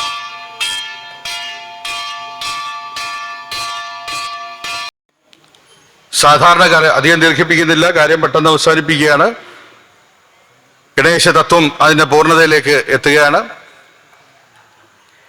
അപ്പോൾ സാധാരണക്കാർക്ക് വേണ്ടി മഹാഭാരത കഥ എഴുതി വെച്ച ഗണപതി എല്ലാ അറിവും താളിയോലകളിലാക്കി കെട്ടി നിലവറയ്ക്കകത്ത് സൂക്ഷിച്ച വലിയൊരു വരേണ്യവർഗത്തിന്റെ മുഖത്ത് നോക്കിയാണ് ഗണപതി ശ്രീനാരായണ ഗുരുദേവൻ പറഞ്ഞത്, ലോകത്തിലെ ഏറ്റവും വലിയ ഇതിഹാസമായ മഹാഭാരതം എന്ന് പറയുന്ന വിജ്ഞാനം, ഈ മഹാഭാരതത്തിനകത്താണ് ഭഗവത്ഗീത ഉള്ളത്. അപ്പോൾ ഭഗവത്ഗീത അടക്കമുള്ള കാര്യങ്ങൾ എഴുതിയ ആളാണ് ഗണപതി. അതുകൂടി ഓർക്കണം. മഹാഭാരതം മാത്രമല്ല, മഹാഭാരതത്തിനകത്താണ് വിജ്ഞാനത്തിന്റെ ഏറ്റവും വലിയ കേന്ദ്രമായ ഭഗവത്ഗീതയുള്ളത്. അപ്പൊ മഹാഭാരതം എഴുതുന്ന ഗണപതി അതോടൊപ്പം തന്നെ ഭഗവത്ഗീതയും കൂടിയാണ് എഴുതിയത് എന്ന് കരുതണം. ഇതെല്ലാം കൂടി എഴുതിയത് സാധാരണക്കാർക്ക് വേണ്ടിയാണ്. അപ്പൊ സാധാരണക്കാർക്ക് വേണ്ടി എഴുതി വെച്ച ഗണപതിയുടെ മുമ്പിൽ ഞാൻ നമസ്കരിച്ചു കൊള്ളട്ടെ എന്നാണ് ഗുരുദേവൻ നമ്മെ പഠിപ്പിച്ചു വച്ചിരിക്കുന്നത്. ഇതെഴുതിയ ദിവസം ചിങ്ങമാസത്തിലെ വെളുത്ത പക്ഷത്തിലുള്ള ചതുർദശി ദിവസമായിരുന്നു. അങ്ങനെ ഒരു വിശ്വാസമുണ്ട്. അതോടൊപ്പം തന്നെ അത് ഗണപതിയുടെ ജന്മദിവസം കൂടിയാണ്. ഈ ദേവന്മാർക്ക് മാത്രമാണ്, നമ്മൾക്കൊക്കെ നാളുകളാണ് പ്രാധാന്യം, നമുക്കൊക്കെ നക്ഷത്രങ്ങളാണ്. നമ്മൾ ജനിച്ച നക്ഷത്രമാണ് അതൊക്കെ. നിന്റെ നാൾ ഏതാടാ? എൻ്റെ നാള് കാർത്തിക, നിന്റെ നാള് പൂരം, നിന്റെ നാള് പൂരുരുട്ടാതി. പക്ഷെ ജനിച്ച തിഥി ഏതാണെന്ന് ചോദിച്ചു കഴിഞ്ഞാൽ നമുക്ക് ആർക്കും അറിയാൻ പറ്റില്ല. നോക്കണം. പിന്നെ എവിടെ പോയി നോക്കും? ജാതകത്തിൽ പോയി നോക്കണം. ഇപ്പം എൻ്റെ മുമ്പിരിക്കണം നിങ്ങൾക്ക് ആർക്കെങ്കിലും ജനിച്ച തിഥി ഏതാന്ന് ചോദിച്ചാൽ ആർക്കും അറിയില്ല. പക്ഷേ തിഥിയാണ് നക്ഷത്രത്തെക്കാളും മുമ്പിൽ നിൽക്കുന്നതെന്ന് കരുതുക. ദേവന്മാരെ സംബന്ധിച്ചിടത്തോളം അവരുടെ തിഥിയാണ്, നക്ഷത്രമല്ല. ഇപ്പൊ പുണർതം നക്ഷത്രത്തിലാണ് ശ്രീരാമൻ ജനിച്ചതെങ്കിലും നവമിയാണ് തിഥി. അതുകൊണ്ട് ശ്രീരാമ നവമി എന്ന പേരിൽ അറിയപ്പെടുന്നത്. ചതുർദശി എന്ന് പറയുന്ന തിഥി. അഷ്ടമി രോഹിണി. നോക്കൂ, രോഹിണി അഷ്ടമി എന്ന് ആരും പറയാറില്ല. രോഹിണിക്കും മുമ്പേ ആരാ കയറി വരുന്നത്? അഷ്ടമിയാണ് വരുന്നത്, ഭഗവാന്റെ ജന്മദിനം. അതുപോലെ ഗണപതിയുടെ ജന്മദിനമാണ് ചതുർദശി. ഏത് ചതുർദശി? വെളുത്ത പക്ഷത്തിലെ ചതുർദശി. ഏത് വെളുത്ത പക്ഷം? ചിങ്ങമാസത്തിലെ വെളുത്ത പക്ഷം. ചിങ്ങമാസത്തിലെ വെളുത്ത പക്ഷം ആരംഭിച്ചിരിക്കുന്നു. ആ ചിങ്ങമാസത്തിലെ വെളുത്ത പക്ഷത്തിലെ ആരംഭം കുറിച്ച് ആദ്യം കടന്നു വരുന്ന ചതുർത്ഥി. ആ ചതുർത്ഥിയാണ് എന്ത്? ഗണപതിയുടെ ജന്മദിവസം എന്ന് ഒരർത്ഥമുണ്ട്. രണ്ട്, ഈ ചതുർത്ഥി ദിവസമാണ് വ്യാസന്റെ ആത്മകഥയായ മഹാഭാരതം മഹാമേരു എന്ന് പറയുന്ന പർവ്വതത്തിൽ തൻ്റെ അരക്കൊമ്പ് കൊണ്ട് ഗണപതി എഴുതിയത് എന്ന് രണ്ടാമത്തെ വിശ്വാസമുണ്ട്. ഇത് രണ്ടും ലോകമെങ്ങും ആഘോഷിക്കപ്പെടേണ്ടതാണ്. ഒന്ന് ഗണപതിയുടെ ജന്മദിനം, മറ്റൊന്നൊരു മഹാസാഹിത്യം പിറന്ന ദിവസം. അപ്പൊ അതുകൊണ്ടാണ് ഈ ചതുർത്ഥിയുടെ പ്രത്യേകത എന്ന് കരുതുക. ഈ ചതുർത്ഥി ദിവസം ചന്ദ്രനെ കാണരുത് എന്ന് പറയുന്നുണ്ട്. അപ്പൊ ഗണപതി മോദകമൊക്കെ ഭക്ഷിച്ചിട്ട്, ആ മോദകം ഭക്ഷിച്ചിട്ട് വയറൊക്കെ പൊട്ടി താഴെ വീണ് ആ രംഗം കണ്ട് ചന്ദ്രൻ നോക്കി എന്ന് ചിരിച്ചു എന്നൊക്കെയാണ് കഥകൾ. അതൊക്കെ നമ്മളെ പഠിപ്പിച്ചു വെച്ചിട്ടുള്ള കഥകൾ മാത്രമാണ്. എന്തുകൊണ്ടാണ് ഈ ചന്ദ്രൻ എന്ന് പറയുന്നത് അറിവാകുന്ന ചതുർത്ഥി, അറിവ് ജനിച്ച ദിവസമാണ് ചതുർത്ഥി ദിവസം. ഗണപതി ജനിച്ചതൊന്ന്, മഹാഭാരതം ജനിച്ചതൊന്ന്. ഈ അറിവിനെ പിന്നോട്ട് വലിക്കുന്ന കാമത്തിന്റെയും പ്രേമത്തിന്റെയും പ്രണയത്തിന്റെയും പ്രതീകമാണ് ആര്? ചന്ദ്രൻ. ആ ചന്ദ്രന് അന്നത്തെ ദിവസം പ്രസക്തിയില്ല. അതുകൊണ്ട് അന്നത്തെ ദിവസം മുഴുവനും ആധ്യാത്മിക കാര്യങ്ങളും ഗണപതി പൂജയും ഒക്കെയായി കരുതണം. ആ സമയത്ത് മറ്റൊരു ആരാധന പാടില്ല. ആ സമയത്ത് നമ്മൾ മുകളിലേക്ക് നോക്കി ഈ കാമത്തിന്റെ പ്രതീകമായ, പ്രണയത്തിന്റെ പ്രതീകമായ, പ്രേമത്തിന്റെ പ്രതീകമായ ചന്ദ്രനെ നോക്കരുത് എന്നാണ് നമ്മൾക്ക് പറഞ്ഞു തന്നിട്ടുള്ള തത്വം. അത് പെട്ടെന്ന് മനസ്സിലാക്കാതിരിക്കാൻ വേണ്ടിയാണ് കഥകളിലൂടെ ഒരു ഭാഗത്ത് പറഞ്ഞിട്ട് അന്ന് ചന്ദ്രനെ നോക്കിക്കഴിഞ്ഞാൽ എന്ത് സംഭവിക്കും? കള്ളപ്പേര് ഉണ്ടാകും. ശ്രീകൃഷ്ണൻ എന്നറിയാതെ ചന്ദ്രനെ നോക്കിപ്പോയി. ഭഗവാൻ ശ്രീകൃഷ്ണൻ അന്നത്തെ ദിവസം ഒന്ന് ചന്ദ്രനെ നോക്കിപ്പോയത് കൊണ്ടാണ് ശമന്തകം കെട്ട കള്ളൻ എന്ന ദുഷ്പേരുണ്ടായെന്ന് ഭാഗവതത്തിൽ പറയുന്നു. അപ്പൊ ഈ തത്വങ്ങളൊക്കെയാണ് നമ്മൾ പഠിക്കേണ്ടത്. അപ്പൊ ഒന്നുകൂടി പറയാം, ഗണപതി എന്ന് പറയുന്നത് അറിവിന്റെ തത്വമാണ്, അറിവിന്റെ രൂപമാണ്. അറിവിന്റെ രൂപമായി പ്രപഞ്ചത്തിൽ ആദ്യമായി ഉണ്ടായ ശബ്ദം ഓംകാരമാണ്. ആ ഓംകാരത്തിന്റെ പ്രതീകമാണ് ഗണപതി. ഓം എന്ന് തുടങ്ങുന്നതിലാണ് സകല മന്ത്രങ്ങളും ആരംഭിക്കുന്നത്. ഓമിൽ തുടങ്ങാത്ത ഒരു മന്ത്രവും ഈ പ്രപഞ്ചത്തിലില്ല, സനാതനധർമ്മത്തിലില്ല. അതുകൊണ്ടാണ് ഓമെന്ന് തൊട്ടൊരു കോടി മന്ത്രപ്പൊരുൾ നാമെന്നറിഞ്ഞുകൊണ്ട് ആടുപാമ്പേ എന്ന് നാരായണ ഗുരു നമുക്ക് പഠിപ്പിച്ചിരിക്കുന്നത്. ഓമിൽ തുടങ്ങാത്ത ഒന്നുമില്ല. ഓം എന്ന് പറയുന്ന പ്രണവാക്ഷരത്തിൽ തുടങ്ങുന്നത് കൊണ്ടാണ്, ആ പ്രണവാക്ഷരത്തിന്റെ പ്രതീകമായ ഗണപതി ആയതുകൊണ്ടാണ് എല്ലാ പ്രവൃത്തികളും ഗണപതിയിൽ നിന്ന് തുടങ്ങണം എന്ന് പറയുന്നത്.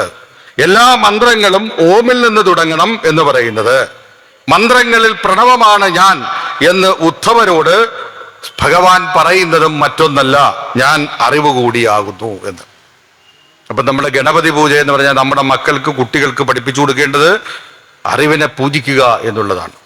അറിവിന്റെ രൂപം ധരിച്ചു നിൽക്കുന്ന ഗണപതിയുടെ മുമ്പിലേക്ക് മഹാവിഷ്ണു പത്നി സമേതനായി ഐശ്വര്യത്തിന്റെ സമേതനായി തന്നെത്താൻ കടന്നു വന്ന് നമസ്കരിക്കുന്ന രംഗം പറഞ്ഞു കൊടുക്കുമ്പോൾ നാം പറഞ്ഞു കൊടുക്കേണ്ടടാ മകനെ, നീ പഠിച്ച് മിടുക്കനായി അറിവിന്റെ രൂപമായി അറിവിന്റെ നിധി മുഴുവനും സ്വായത്തമാക്കി കഴിഞ്ഞാൽ നിന്റെ അരികിലേക്ക് ദാരിദ്ര്യമില്ല, നിന്റെ അരികിലേക്ക് വരുന്നത് ഐശ്വര്യമാണ്, നിന്റെ അരികിലേക്ക് വരുന്നത് ഈശ്വരീയതയാണ്. ശരിയല്ലേ? നമ്മൾ നോക്കണം. നമ്മുടെ വീടിന്റെ പരിസരത്ത് ഒരു ഗതിയും പരഗതിയില്ലാതെ ജീവിച്ചിട്ടുള്ള ആരെങ്കിലും ഒക്കെ ഉണ്ടായിരുന്നെങ്കിൽ അവരുടെ തലമുറ നല്ല ഉന്നതമായ വിദ്യാഭ്യാസം സിദ്ധിച്ച് ഉന്നത ജോലി കരസ്ഥമാക്കി കഴിഞ്ഞപ്പോൾ അവർ വെച്ചിരിക്കുന്നു അതിമനോഹരമായിട്ടുള്ള വീട്, മതിൽക്കെട്ട്, എല്ലാവിധ ഉപകരണങ്ങളും, വാഹനങ്ങൾ. ഇതൊക്കെ എവിടെ നിന്ന് വന്നതാണ്? അറിവുണ്ടായതുകൊണ്ട് തന്നെത്താൻ കയറി വന്നതാണ്. ഇതൊക്കെ ആരുടെ പ്രതീകങ്ങളാണ്? ലക്ഷ്മിയുടെ പ്രതീകമാണ്. അവനെയും അവന്റെ വീട്ടുകാരെയും കാണുമ്പോൾ ഒരു ഈശ്വരീയത അവന്റെ മുഖത്തൊക്കെ തുളുമ്പുന്നു. അത് സന്തോഷം കൊണ്ട് മാത്രമല്ല, അവിടേക്ക് മഹാവിഷ്ണു വന്ന് വിളയാടുകയാണ്.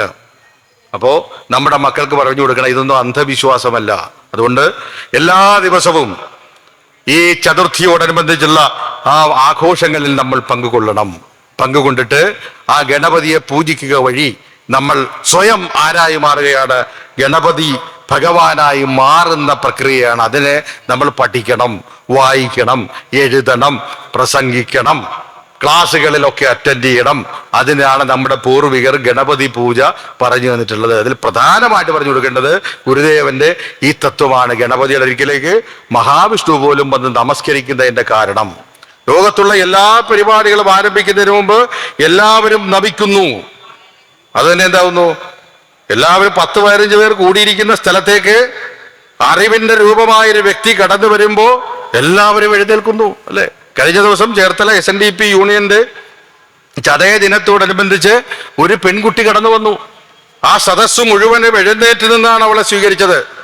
ഒരു 10-25 വയസ്സ് മാത്രം പ്രായമുള്ള ആ കുട്ടിയുടെ പേര് ശിഖ സുരേന്ദ്രൻ എന്നാണ്. IAS കാരി. IAS ഉണ്ട്, പേരിന്റെ കൂടെ IAS ഉണ്ട്. ടൂറിസം വകുപ്പ് ഡയറക്ടറാണ് അവരായിരുന്നു മുഖ്യ പ്രഭാഷണം ജയന്തിയോടനുബന്ധിച്ച്. ഞാൻ വേദിയിലുണ്ട്. അവരിങ്ങോട്ട് കടന്നു വന്നപ്പോ എല്ലാവരും വേദിയിലുള്ള മന്ത്രി അടക്കം എഴുന്നേറ്റ് സന്തോഷിച്ച പെൺകുട്ടിയെ കയറ്റി. എന്താ കാരണം? അവളുടെ കൂടെ ഒരു IAS ഉള്ളതുകൊണ്ടാണ്. വെറുതെ ഒരു ശിഖാ സുരേന്ദ്രനെ ആരും ക്ഷണിക്കില്ല. വെറുതെ ഒരു ശിഖാ സുരേന്ദ്രന് വേദിയിൽ സ്ഥാനമില്ല. IAS കാരിയായ ശിഖാ സുരേന്ദ്രന് ഒരു സ്ഥാനമുണ്ട്. എന്താ കാര്യം? ഈ IAS എന്ന് പറയുന്നത് പ്രിയമുള്ളവരെ ഗണപതിയാണ്.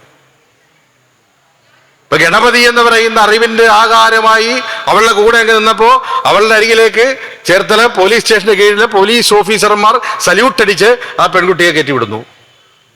അവൾക്ക് വേണ്ടി എല്ലാ വർഷവും അവളെ വിളിച്ച് അവസാനമാണ് ചേർത്തല യൂണിയർക്ക് ഈ പ്രാവശ്യം കിട്ടിയത്. അപ്പോ താൻ ജീവിച്ചു വന്ന സാഹചര്യങ്ങൾ അവരവിടെ പ്രസംഗിച്ചു. വളരെ ദരിദ്രമായ അന്തരീക്ഷത്തിൽ ഡയാലിസിസ് രോഗിയായ അച്ഛൻ, എന്നിട്ടും എനിക്ക് പഠിക്കണമെന്നുള്ള ആഗ്രഹം, ഡൽഹിയിൽ പോയി പഠിച്ചുകൊണ്ടിരുന്നപ്പോ ഭക്ഷണം കഴിക്കാൻ നിവൃത്തിയില്ലാതെ 10 രൂപയ്ക്ക് കിട്ടുന്ന നൂഡിൽസും ബ്രെഡും മാത്രം കഴിച്ചുകൊണ്ട് സിവിൽ സർവീസ് കോച്ചിങ്ങിന് പോയത് കഥ. ആ ദാരിദ്ര്യം ഉണ്ടായ സമയത്ത് ആരും ഒന്നും തിരക്കിയിട്ടില്ല. നീ എങ്ങനെ പഠിക്കുന്നു, ഏത് രീതിക്ക് പഠിക്കുന്നു? അപ്പോഴും പറഞ്ഞു, ദരിദ്രനായ സുരേന്ദ്രന്റെ മകൾക്ക് പറ്റിയ പണിയാണോ എന്നാണ് നാട്ടുകാർ ചോദിച്ചത്. പക്ഷേ അയാൾ അപ്പോഴും പറഞ്ഞൊരു കാര്യമുണ്ട്. ആ അച്ഛൻ, ഞാനിപ്പോഴും ഓർത്തു ആ കുട്ടിയുടെ പ്രസംഗം. അവർ പറഞ്ഞതാണ്, ആ അച്ഛൻ പറഞ്ഞു, മോളെ നീ പഠിച്ചു പാസ്സായി കഴിഞ്ഞാൽ നമ്മുടെ വീടിന്റെ വാതിക്കൽ നിരനിരയായി കാറ് വന്ന് കിടക്കുമെന്നു. ശരിയായിരുന്നു. IAS പഠിച്ചു പാസ്സായി കഴിഞ്ഞപ്പോ ആൾക്കാരുടെ പ്രമുഖ വ്യക്തികൾ വീടിന്റെ വാതിക്കൽ ചെന്ന് നിരനിരന്ന് കിടന്നു. എന്താ കാരണം? കുടുംബ പാരമ്പര്യമല്ല, അറിവ് മാത്രമാണ്. ഈ തത്വം നമ്മളെ എല്ലാ വർഷവും പഠിപ്പിക്കുന്നു ഭാരതീയ ധർമ്മ സംഹിത. അതാണ് എന്ത്? വിനായക ചതുർത്ഥി ആഘോഷങ്ങൾ. അല്ലാതെ നമ്മളിങ്ങനെ അമ്പലത്തിൽ വന്നു വിനായക ഭഗവാനോട് പ്രാർത്ഥിച്ചു, ഒരു തടസ്സവും വരുത്തല്ലേ എന്നൊക്കെ പറഞ്ഞ് പ്രാർത്ഥിച്ചു, അങ്ങനെയല്ല. അതൊക്കെ നല്ലത് തന്നെ. ഈ തടസ്സങ്ങൾ ഉണ്ടാകാതിരിക്കണമെന്നുണ്ടെങ്കിൽ നമ്മൾ ഓരോരുത്തരും അറിവിന്റെ മൂർത്തികളാകണം എന്ന് ലോകത്തെ പഠിപ്പിക്കുന്ന, നമ്മളെ പഠിപ്പിക്കുന്ന തത്വമാണ് ഗണപതിയുടെ തത്വം എന്നോർക്കുക. അങ്ങനെയുള്ള ആ വിനായക തത്വം അല്പനേരത്തേക്ക് നിങ്ങളുടെ മുമ്പാകെ വന്ന് പറയുക എന്നുള്ള ഡ്യൂട്ടി മാത്രമാണ് എന്നിൽ അർപ്പിതമായിട്ടുണ്ടായിരുന്നത്. അതിനാണ് ഞാൻ പറയുന്നത്, ശ്രവണം, കീർത്തനം, സ്മരണം, പാദസേവനം ഒക്കെ നമ്മൾ പറയണം. കേട്ടെങ്കിൽ മാത്രമേ കാര്യങ്ങൾ മനസ്സിലാക്കാൻ കൊള്ളൂ. അതുകൊണ്ട് ഈ ശ്രവണത്തിലൂടെ, അല്പനേരം മാത്രം നിന്ന ഈ ശ്രവണത്തിലൂടെ എനിക്ക് നിങ്ങളുടെ മുമ്പിൽ പറയുവാനുള്ളതൊന്നു മാത്രം, ഈ ദേവീ സന്നിധി, പ്രപഞ്ച മാതാവാണ് ദേവി.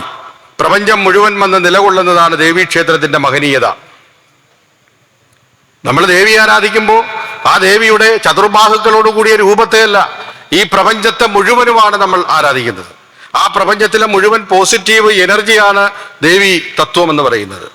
ആ ദേവിയെയാണ് നമ്മൾ പ്രാർത്ഥിക്കുന്നത്. അതുകൊണ്ടാണ് ആ ദേവിയെ പ്രാർത്ഥിച്ചപ്പോൾ ഭദ്രകാളി അഷ്ടകം ഗുരു എഴുതിയത് തന്നെ 2 മക്കളെ കൊണ്ടുവന്ന് മുമ്പിൽ നിർത്തിയിട്ടാണ്. മാതങ്കാനന ബാഹുലേ ജനനി മാതംഗ സംഗാമിനി എന്നാണ് ദേവിയെ വിളിച്ചത്. ഞാൻ അങ്ങയെ അമ്മയെ പ്രാർത്ഥിക്കുന്നതിന് കാരണം അമ്മ 2 മക്കളുടെ അമ്മയാണ്. ഏതൊക്കെ? പ്രഗത്ഭരായ 2 മക്കളുടെ, ഒന്ന് മാതങ്കാനനൻ എന്ന് പറയുന്ന ഗണപതി, 2 ബാഹുലേയനാകുന്ന സുബ്രഹ്മണ്യൻ. ഈ 2 പേർക്ക് ഞാൻ പദവി കൊടുക്കുന്നത് അവരുടെ സൗന്ദര്യം കണ്ടല്ല, മറിച്ച് എന്താകുന്നു, അവർ 2 വിജ്ഞാനനിധികളായതുകൊണ്ടാണ്. ഒരു മകൻ ബ്രാഹ്മണന്മാരിൽ വെച്ച് അത്യുന്നതൻ, അതുകൊണ്ടാണ് സുബ്രഹ്മണ്യൻ എന്ന് പറയാൻ കാര്യം. ബ്രാഹ്മണർ പൊതുവെ വിജ്ഞാനനിധികൾ എന്നാണ് അർത്ഥം. അവരുടെ കൂട്ടത്തില് അവരുടെ കൂട്ടത്തില് നല്ലവൻ, കണ്ടോ, അതാണ് സുബ്രഹ്മണ്യൻ. ബ്രഹ്മണ്യം എന്ന വാക്കിന്റെ അർത്ഥം പൂനൂലിട്ട് നടക്കുന്നു എന്നല്ല അർത്ഥം. ബ്രഹ്മണ്യം എന്ന വാക്കിന്റെ അർത്ഥം വിജ്ഞാനനിധി എന്ന അർത്ഥം. അങ്ങനെ വിജ്ഞാനമുള്ള ആളുകളുടെ കൂട്ടത്തില് രാജാവാണ് സുബ്രഹ്മണ്യൻ. ആ ദേവി പ്രപഞ്ചമാതാവേ നിന്റെ മകനാണ്, അതുകൊണ്ട് നിന്നെ ഞാൻ നമസ്കരിച്ചോട്ടെ എന്ന്. കണ്ടോ, ദേവി പ്രപഞ്ചമാതാവാണ്, അതുകൊണ്ട് എനിക്ക് ഇഷ്ടമാണ്, ഞാൻ നമസ്കരിച്ചു. അത് മാത്രമല്ല, അതിനുമപ്പുറത്ത് ആ ദേവിയിൽ നിന്ന് 2 വിജ്ഞാനനിധികളായ മക്കൾ ജനിച്ചു. അത് സുബ്രഹ്മണ്യനും മറ്റൊന്ന് ഗണപതിയും. 2 പേരും ഒന്നിനൊന്ന് മെച്ചപ്പെട്ട ആൾക്കാർ. വേദാന്തത്തിന്റെ പൊരുളായി ഈ പ്രണവാക്ഷരത്തിന്റെ തത്വം സൃഷ്ടികർത്താവായ ബ്രഹ്മദേവന് പഠിപ്പിച്ചു കൊടുത്ത ആളാണ് സുബ്രഹ്മണ്യൻ. ഗണപതി എന്ന് പറയുന്നത് ഈ തത്വത്തിന്റെ മുഴുവൻ ആകാരം പൂണ്ട് എന്ത് ചെയ്യുന്നു, ഒരു മഹാസാഹിത്യം തന്നെ എഴുതി ലോകർക്ക് സമർപ്പിച്ച മറ്റൊരു മകൻ. ഈ മകനിലൂടെ ഞാൻ അമ്മയെ നിന്നെ ഞാനൊന്ന് നമസ്കരിച്ചോട്ടെ ഈ മക്കളിലൂടെ എന്നാണ് ഗുരു പറഞ്ഞത്. അപ്പൊ നമ്മളൊന്ന് ആലോചിക്കുക, ഇതെന്താണ് നമ്മളെ പഠിപ്പിക്കുന്നത്? ക്ഷേത്രസന്നിധിയിൽ വന്ന് ഗണപതിയെ കണ്ട് പ്രാർത്ഥിച്ചു പോകുമ്പോൾ ഗണപതിയുടെ ഈ രൂപം എന്ത് ഇങ്ങനെ ഇരിക്കുന്നു എന്ന് മക്കൾ ചോദിച്ചു കഴിഞ്ഞാൽ അവരോട് പറയണം, ആ കുഞ്ഞി കണ്ണുകൾ എന്ന് പറയുന്നത് മകനെ സൂക്ഷ്മ നിരീക്ഷണത്തിൻ്റെതാണ്. ആ തുമ്പിക്കൈ എന്ന് പറയുന്നത് കഠിന അധ്വാനത്തിൻ്റെതാണ്. എല്ലാം കേൾക്കുവാനുള്ള കരുത്ത്, അതാണ് ആ വലിയ ചെവികളുടെ പ്രതീകം. എല്ലാം ഉൾക്കൊള്ളുവാനുള്ള എല്ലാ നല്ല ആശയങ്ങളെയും ഉൾക്കൊള്ളുന്ന ശേഷിയാണ് ആ വലിയ വയറുകൾ. ആ 2 കൊമ്പുകൾ, അതിൽ ഒന്ന് പകുതിയുമായത് കാരണം മകനെ അതാണ് അദ്വൈതം. 2 ഇല്ല ഈ ഭൂമിയിൽ. 2 ഇല്ല, ഒന്നേ ഉള്ളൂ, ഞാനും ഭഗവാനും, ഞാനും പ്രകൃതിയും. പ്രകൃതിയിൽ നിന്ന് മാറി മനുഷ്യന് ജീവിക്കാനാവില്ല. പ്രകൃതിയിൽ നിന്ന് മാറി മനുഷ്യൻ എപ്പോഴൊക്കെ ജീവിക്കുന്നുവോ അപ്പോഴൊക്കെ പ്രകൃതിയിൽ നിന്ന് തിരിച്ചടി ഉണ്ടാവുന്നു. പ്രകൃതിയും മനുഷ്യനും ചേർന്ന് ജീവിക്കുക, അതാണ് അദ്വൈതം എന്ന് പറയുക. ഞാനും നീയും ദേവിയും ഞാനും എല്ലാം ഒന്ന് എന്ന് പറയുന്നു. അത് കാണിക്കുന്നതിനാണ് ആ 2 കൊമ്പിന് പകരം 1.5 വെച്ചിരിക്കുന്ന. 1.5 എന്ന് പറയുന്ന 2 അല്ല 1 എന്ന് സ്ഥാപിക്കുന്ന അദ്വൈതം. അങ്ങനെയുള്ളതിന്റെ മുമ്പിൽ വന്ന് നമ്മൾ നമസ്കരിക്കുമ്പോൾ നമ്മൾ വിജ്ഞാനത്തിന്റെ ലോകത്തിലേക്ക് കടക്കുകയാണ് മക്കളെ. അതുകൊണ്ടാണ് അത് പഠിപ്പിച്ച് പിതാമഹന്മാർ തന്നിരിക്കുന്നതാണ് നമുക്ക് ഈ വിനായക ആഘോഷങ്ങൾ, വിനായക ചതുർത്ഥിയോടനുബന്ധിച്ചുള്ള ആഘോഷങ്ങൾ എന്നവരെ പഠിപ്പിച്ചു കൊടുക്കുവാൻ നമ്മൾ പ്രാപ്തരാകുമ്പോഴാണ് നമ്മൾ യഥാർത്ഥ ഭാരതീയരാകുന്നത്. അല്ലാതെ ക്ഷേത്രങ്ങളിൽ വന്ന് എന്തെങ്കിലുമൊക്കെ വഴിപാട് നടത്തി കഴിയുമ്പോൾ നമ്മുടെ എല്ലാ കാര്യങ്ങളും നടന്നു എന്നുള്ളതല്ല, ഇതുപോലുള്ള സത്സംഗങ്ങളും അതിന് കാരണമാണ്. അതിന് ക്ഷേത്രസന്നിധിയിൽ നടക്കുന്ന പ്രഭാഷണങ്ങൾ, എൻ്റേത് മാത്രമല്ല ആരുടെയെങ്കിലും പ്രഭാഷണങ്ങൾ, സപ്താഹ യജ്ഞങ്ങൾ, നവാഹ യജ്ഞങ്ങൾ, ഇതിലൊക്കെ പങ്കുകൊള്ളണം. എന്നിട്ട് കേൾക്കണം. കേട്ടിട്ട് മനസ്സിലായില്ലെങ്കിൽ അവരോട് ചോദിക്കണം. കാരണം നമ്മുടെയൊക്കെ പണം മുടക്കി അവർക്ക് ദക്ഷിണ കൊടുത്തിട്ടാണ് അവരെ കൊണ്ടുവന്നിരുത്തുന്നത്. ഇപ്പൊ അതിമഹത്തായൊരു നവാഹയജ്ഞത്തിന് നമ്മുടെ ക്ഷേത്രസന്നിധി വേദിയാകുകയാണ്. വൃശ്ചിക 1-ാം തീയതി മുതൽ വളരെ ഗംഭീരമായി വരുമ്പോൾ അവിടേക്കൊക്കെ എത്തണം ഭക്തജനങ്ങൾ. എന്നിട്ട് എന്ത് ചെയ്യണം? അവരോടൊക്കെ സംശയങ്ങൾ നമ്മൾ ദൂരീകരിക്കണം. അല്ലാതെ സദ്യക്ക് മാത്രം വന്ന് സദ്യാഹം എന്നുള്ള പറയുന്ന ആ ചടങ്ങിൽ നിന്നൊക്കെ മാറണം. നമ്മൾ അതിനെ അനുകരിക്കേണ്ടത് ക്രിസ്ത്യാനികളെയും മുസ്ലിങ്ങളെയുമാണ്. അവരൊക്കെ കൃത്യമായി ദേവാലയങ്ങളിൽ ചെല്ലുന്നു, ആ പ്രഭാഷണങ്ങളൊക്കെ ശ്രവിക്കുന്നു, അവർക്ക് യാതൊരു സംശയങ്ങളും ഇല്ല. അതുകൊണ്ട് അവരുടെ മതത്തെക്കുറിച്ച്, അവരുടെ സംസ്കാരത്തെക്കുറിച്ച് സംശയം മുഴുവൻ നമുക്കാണ്. നമ്മുടെ സംശയത്തിന്റെ ഫലമായി നമ്മളിങ്ങനെ പല പൊട്ടത്തരങ്ങളും പറയുന്നു. നമ്മളിത് പറയുന്നു ഇതെല്ലാം അന്ധവിശ്വാസങ്ങളാണടേ എന്ന് പറഞ്ഞ് നമ്മൾ തള്ളിക്കളയുന്നു. ഇതൊന്നും അന്ധവിശ്വാസങ്ങളല്ല, ഇതെല്ലാം ശരിയായ വിശ്വാസങ്ങളാണ്. ശരിയായ വിശ്വാസങ്ങൾ മാത്രമാണ്. അന്ധവിശ്വാസം എന്ന് തോന്നുന്നത് നമ്മൾ അതിലെ കഥകൾ മാത്രം മനസ്സിലാക്കിയിട്ടാണ്. കഥകൾ നമുക്ക് ലളിതവൽക്കരണത്തിലൂടെ ഉള്ള ഉപദേശങ്ങൾ മാത്രമാണ്. കഥകളിലൂടെ തത്വങ്ങളെ സാമാന്യവൽക്കരിച്ച് മനസ്സിലാക്കാൻ വേണ്ടിയാണ് മഹാഋഷിമാർ നമുക്ക് കഥകളായിട്ട് പറഞ്ഞു തന്നിരിക്കണമെന്ന് മാത്രം. ആ കഥകളിനകത്തേക്ക് കടന്നു ചെന്നിട്ട് അവസാനം തത്വം പഠിക്കുമ്പോഴാണ് നമ്മൾ സത്യം പഠിക്കുന്നത്. ഭൂമി 3-ാം ക്ലാസ്സിൽ എങ്ങനെയാണ് നമ്മൾ പഠിക്കുന്നത്? ഭൂമി കറങ്ങുന്നു, അതിന്റെ അച്ചുതണ്ടിൽ എന്നല്ലേ പറയുന്നത്. വലിയ ക്ലാസ്സിൽ അച്ചുതണ്ടില്ല. വലിയ ക്ലാസ്സിലേക്ക് ചെല്ലുമ്പോൾ ആ കുട്ടി അച്ചുതണ്ട് അവിടെ പഠിക്കുന്നില്ല. ആ ടെക്സ്റ്റ് ബുക്കിൽ ഒരു സ്ഥലത്തും അച്ചുതണ്ടില്ല. കാര്യം എന്താ? അവൻ പഠിച്ചു വരാൻ വേണ്ടി മാത്രമുള്ള ഒരു ഉപാധിയായിരുന്നു അച്ചുതണ്ട്. വലിയ ക്ലാസ്സിലേക്ക് വരുമ്പോൾ അവൻ സ്വയം മനസ്സിലാക്കുകയാണ്, ഭൂമി കറങ്ങുന്നു സ്വയം. അവിടെ അച്ചുതണ്ട് എവിടെയോ പോയി. എന്താ കാര്യം? മനസ്സിലാക്കാൻ വേണ്ടി മാത്രമുള്ളതാണ് അച്ചുതണ്ടുകൾ, മനസ്സിലാക്കാൻ വേണ്ടി മാത്രമുള്ളതാണ് പുരാണ കഥകൾ. അതുകൊണ്ടാണ് ഇതെല്ലാം എഴുതി വെച്ചിട്ട് വ്യാസൻ പറഞ്ഞത്, കഥായി മാസ്തേ കഥിതാമഹീയസാം വിധായി ലോകേഷു പരം നയൂഷ വിജ്ഞാന വൈരാഗ്യ വിവക്ഷയാ വിഭോ വജോ വിഭൂതിർ നതു പാരമാർത്ഥ്യം. ഞാനിത് മുഴുവൻ എഴുതി നിങ്ങൾക്ക് വന്നിരിക്കുന്നത് വിജ്ഞാനവും വൈരാഗ്യവും ഉണ്ടാക്കുന്നതിന് വേണ്ടിയാണ്. ഇതൊക്കെ കേട്ട് നിങ്ങൾ വിശ്വസിക്കരുത്. കാര്യം നതു പാരമാർത്ഥ്യം, ഇതൊന്നും പരമാർത്ഥമല്ല. എന്താ കാര്യം? തത്വജ്ഞാനങ്ങൾ മനസ്സിലാക്കുന്നതിന് വേണ്ടി ഞാൻ പറഞ്ഞിട്ടുള്ള ഉദാഹരണ സഹിതമായിട്ടുള്ള കഥകൾ, സത്യങ്ങൾ മനസ്സിലാക്കുന്നതിന് വേണ്ടിയാണ്. കണ്ടോ എത്ര കൃത്യമായിട്ട് പറഞ്ഞിരിക്കുന്നു. നമ്മൾ അതിലും പഠിച്ച് കഥ മാത്രം പകുതിക്ക് വെച്ച് പഠിച്ചും നമ്മൾ ഇത് ആലോചിക്കുന്നു, അത് അങ്ങനെ വന്നാൽ എങ്ങനെ വരും, ഇങ്ങനെ വന്നാൽ അങ്ങനെ വരുമോ അല്ലേ? 10 തല 20 കൈയുള്ള രാവണൻ ദൈവമേ കണിച്ചുകുളങ്ങര റോട്ടിൽ കൂടി പോയാൽ എന്തായിരിക്കും സ്ഥിതി? റോഡ് ബ്ലോക്കായി പോകത്തില്ലേ? അങ്ങനെ ചിന്തിക്കും നമ്മൾ. എന്നാൽ നമ്മൾ കരുതുക 10 തലയും 20 കൈയും രാവണനില്ല. പിന്നെ എന്താണ് അതിനകത്ത് എഴുതി വെക്കാനും? 10 പേരുടെ ശക്തിയും 10 പേരുടെ ബുദ്ധിയുമുള്ള ഒരു മനുഷ്യൻ. തല എന്ന് പറയുന്നത് നമ്മുടെ ബുദ്ധിയുടെ കേന്ദ്രം, കൈകൾ എന്ന് പറഞ്ഞാൽ എന്താണ്? ശക്തിയുടെ കേന്ദ്രം. പൈറ്റണ്ട് 20, 2 കൈകൾ വെച്ച് ഒരാൾക്ക് ശക്തി വരണമെന്നുണ്ടെങ്കിൽ 10 പേരുടെ ശക്തി വരണമെന്നുണ്ടെങ്കിൽ ഒരാൾക്ക് 2 കൈ. അപ്പൊ 10 പേർക്ക് എത്ര വെച്ചുണ്ടാവും? പൈറ്റണ്ട് 20. അപ്പൊ 10 പേരുടെ ശക്തി ഒരാൾക്കുണ്ട്. ആർക്ക്? രാവണന് 10 പേരുടെ ശക്തി ഉണ്ട്. 10 പേരുടെ ബുദ്ധി, തലയാണ് ബുദ്ധിയുടെ പ്രതീകം.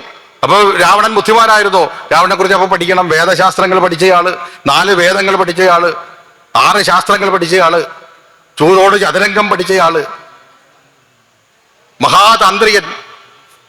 നമ്മുടെ ഈ നമ്മള് വിജ്ഞാന വെറുതെ തള്ളിക്കളുടെ കാര്യമൊന്നുമില്ല. മഹാതാന്ത്രികൻ സ്വയം ഇതുപോലുള്ള ഹോമകുണ്ഡം ചമച്ചിട്ട്, ആ ഹോമകുണ്ഡം ചമക്കുന്നതിന് ഹോമപുരയുണ്ടായിരുന്നു. ആ ഹോമപുരയുടെ പേരാണ് നികുംഭില. അവിടെ ഇരുന്നു കൊണ്ട് സ്വയം മന്ത്രങ്ങൾ ഉരുക്കഴിച്ച് ഹോമം നടത്തി ഈശ്വരന്മാരെ കൺമുമ്പിൽ വരുത്താൻ ശേഷിയുള്ള മഹാതാന്ത്രികനായിരുന്നു ആര്? രാവണൻ. അപ്പൊ പിന്നെ 10 തല 20 കൈയൊക്കെ എഴുതി വെച്ചിരിക്കുന്ന കറക്റ്റ് അല്ലേ? ഇങ്ങനെയാണ് കാര്യങ്ങൾ പഠിച്ചൂടെ. അല്ല നമ്മുടെ മക്കളോട് നമ്മൾ പറയടാ രാവണന് 10 തല 20 കൈ കൊണ്ടായിരുന്നപ്പോൾ ഇന്നത്തെ അവൻ്റെ കമ്പ്യൂട്ടറൊക്കെ പഠിച്ച് അവൻ പറയാം ശരിയാണ്, കണിച്ചുളക്കൻ അമ്പലത്തിൽ ഈ മനുഷ്യൻ വന്ന ഉത്സവം നടക്കുകയല്ലോ അമ്മേ. കാര്യം എന്താ? ഇയാളെ കൊണ്ട് ഇയാളെ 20 കൈയും പൊക്കി വരുമ്പോൾ അപ്പൊ അമ്മ തന്നെ ഇത് പറയും ശരിയാണല്ലോ, ഞാൻ പഠിച്ച പൊട്ടത്തരം. കണ്ടോ എന്താ കാര്യം? അത് പൊട്ടത്തരമല്ല, അത് നമ്മൾ മനസ്സിലാക്കാൻ വേണ്ടി മാത്രമുള്ള ഉദാഹരണങ്ങളാണ്. ഇത് തന്നെയാണ് ഗണപതിയും.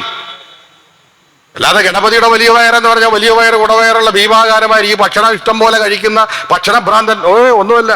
ആ കയ്യിലിരിക്കുന്ന ലഡു അത് മോദകം എന്നാണ് പറയുന്നത്. ഈ മോദകം എന്താകുന്നു? അത് ബ്രഹ്മാനന്ദത്തിന്റെ പ്രതീകമാണ്. എത്ര പേർക്ക് അറിയാം? ബ്രഹ്മാനന്ദം എന്ന് പറഞ്ഞാൽ എന്താ?